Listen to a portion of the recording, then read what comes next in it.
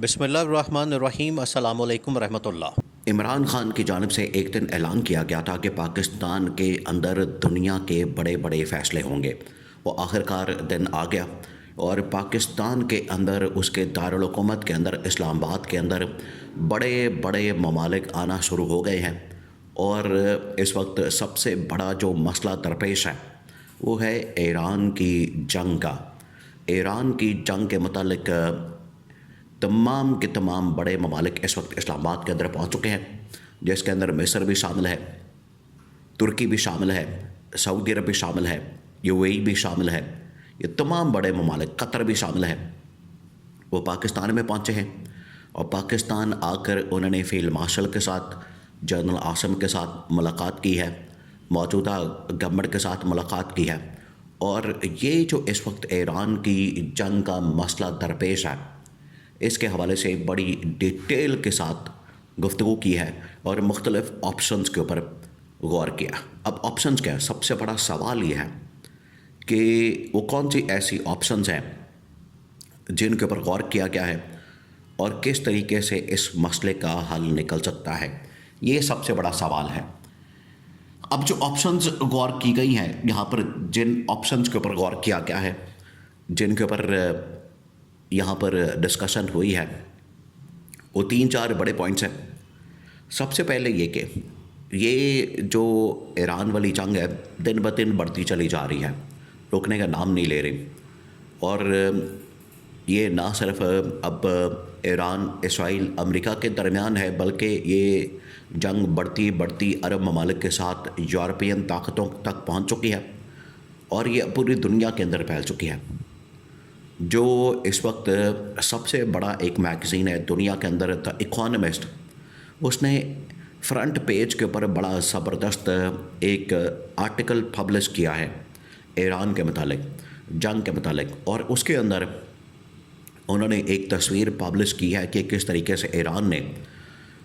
آبنائے ہرمز کو بند کر کے پوری دنیا کو اس نے بند کر دیا ہے، اور اس نے میپ کو پکڑا ہے سینٹر سے اور اس کو دبوچا ہے، اپنی مٹھی میں لیا ہے اور پوری دنیا کو بند کر دیا ہے۔ یہ دا اکانومسٹ نے سب سے بڑی جو خبر ہے اس کو تصویر کے ذریعے سے پوری دنیا کے سامنے رکھا ہے کہ یہ ایران کی طاقت ہے، پاور ہے، اس کو ہمیں تسلیم کرنا چاہیے، ماننا چاہیے، ایکسیپٹ کرنا چاہیے۔ اگر ہم ایران کے ساتھ بیٹھیں گے، بات کریں گے، پھر ہی مسئلے کا حل نکلے گا۔ پہلے ہم اس کو تسلیم کریں، ایکسیپٹ کریں، اس کے ساتھ بیٹھیں، بات کریں، پھر ہی مسئلے کا حل نکلے گا۔ تو آخرکار اس جانب پہلا قدم اٹھایا گیا اور پاکستان کے اندر 3 بڑے ممالک، 4 بڑے ممالک، جس میں مصر ہے، قطر ہے، UAE ہے، سعودی عرب ہے، وہ پہنچے ہیں پاکستان میں۔ اور پاکستان آ کے انہوں نے سب سے پہلے یہاں کے حالات و واقعات، خطے کے حالات و واقعات، عرب ممالک کے حالات و واقعات کے متعلق گفتگو کی ہے۔ سب سے پہلے یہ جو عرب خطے کے معاملات ہیں، یہاں پر ایک پوائنٹ کے اوپر اتفاق ہو گیا، ایک پوائنٹ کے اوپر۔ یہاں پر ویسے 1 پوائنٹ ایجنڈا تو یہی تھا کہ ایران کو ہم نے کنونس کرنا ہے، قائل کرنا ہے کہ وہ کسی طرح سے جنگ روکنے کے اوپر قائل ہو جائے۔ اب ایران اس میں اپنی فتح منوا چکا ہے،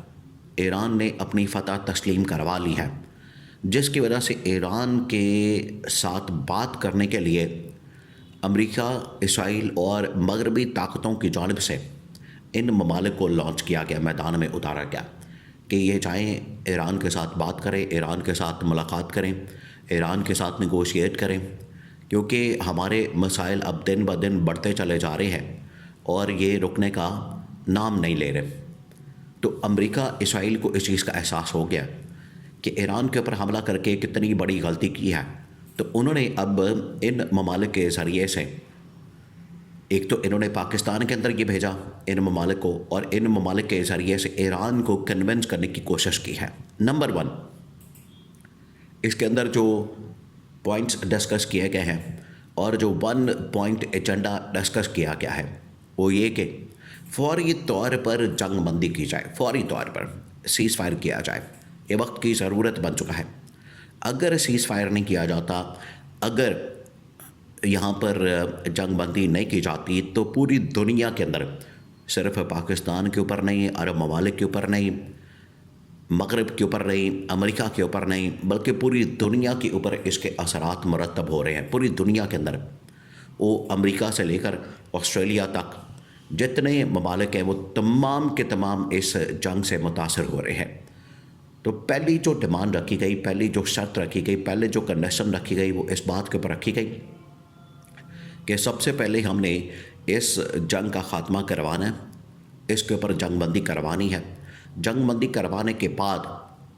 اگلی سٹیج ہوگی جو ایران کی ڈیمانڈز ہیں وہ 5 شرائط ہیں، امریکہ کی جو ڈیمانڈز ہیں وہ 15 شرائط ہیں،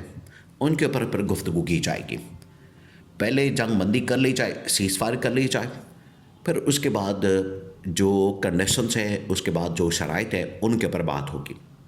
تو یہ 4-5 بڑے ممالک کا چھٹی والے دن، سنڈے والے دن پاکستان آنا اور پاکستان آ کے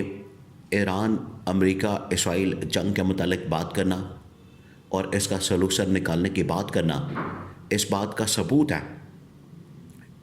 ایک تو یہ کہ ایران کی فتح کو تسلیم کیا گیا ہے، نمبر 2 پاکستان کی اہمیت دنیا کے اندر بڑھ گئی ہے کہ پاکستان اب ایران کے متعلق فیصلہ کرنے جا رہا ہے، ایران کے متعلق ملاقاتیں کروا رہا ہے، سیز فائر کروا رہا ہے، اور یہ سب کچھ ممکن ہوا ہے، پاسبل ہوا ہے،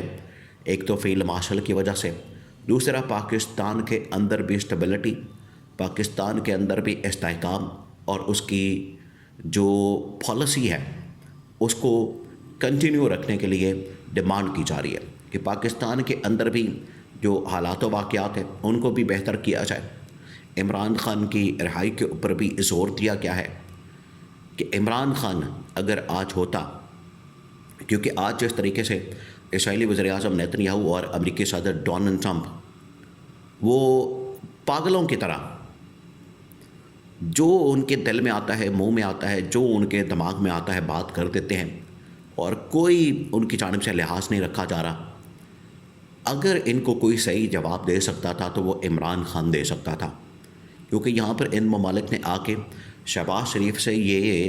گلہ کیا، ان سے شکوہ کیا، ان سے شکایت کی اور انہیں کہا ہے کہ آپ تو ڈونلڈ ٹرمپ کو پیس پرائز دینے کی بات کرتے تھے کہ اسے نوبل پیس پرائز دے دیا جائے۔ آج حالت یہ ہے کہ آج امریکہ اور وہی ڈونلڈ ٹرمپ جس کو پیس پرائز اور پھر اس کے بعد بورڈ آف پیس کی باتیں کی جا رہی تھی، آج وہی امن کا، پیس کا سب سے بڑا دشمن بن چکا ہے اور پیس کے بجائے دنیا کے اوپر جنگیں مسلط کر رہا ہے۔ تو یہ شہباز شریف کو یہاں پر کہا گیا ہے اور عمران خان کو اپریشیٹ کیا گیا کہ عمران خان اس پوری صورتحال کا زبردست انداز میں مقابلہ کر سکتا تھا۔